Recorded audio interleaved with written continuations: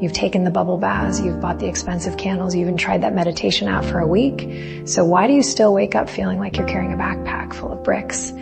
If you feel like self-care is just another chore on your to-do list, there's a scientific reason for that. Burnout isn't a tiredness problem that a spa day can fix.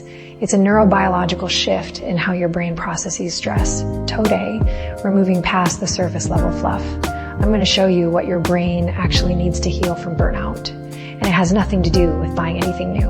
We often make the mistake of treating the stressor instead of the stress response. A stressor is the deadline, the difficult boss, or the bills. Self-care usually tries to ignore the stressor, but your brain doesn't care if you're in a tub of lavender water, if your amygdala is still screaming that you're in danger.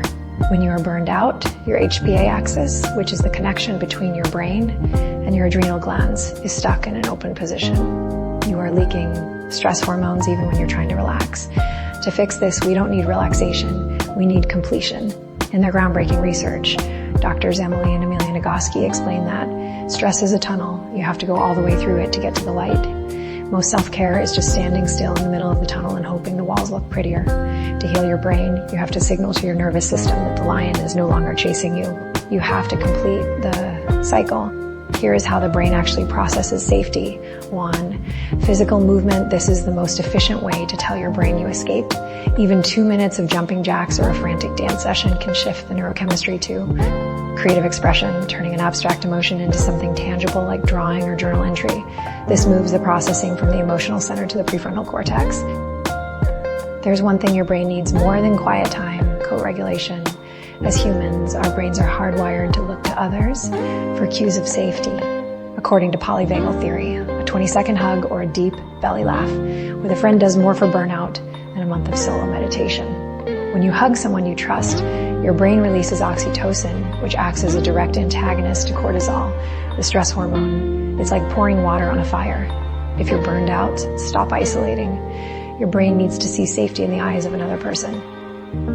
So if your current routine isn't working, I want you to try the Brain First Recovery Method for 7 days.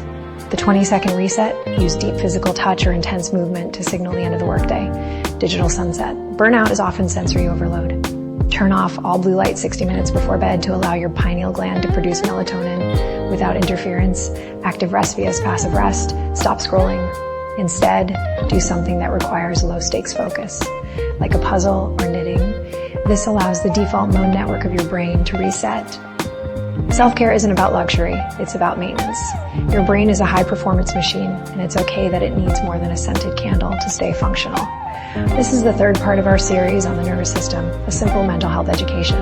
If you haven't seen our breakdown of high-functioning anxiety or the freeze response, check the playlist on your screen. Those videos explain the why, while this one gives you the how. Don't forget to use the nervous system check-in worksheet, the link is below, to see which of these 3 methods your brain needs most today. You're not failing at self-care, you just needed a better manual. See you in the next video.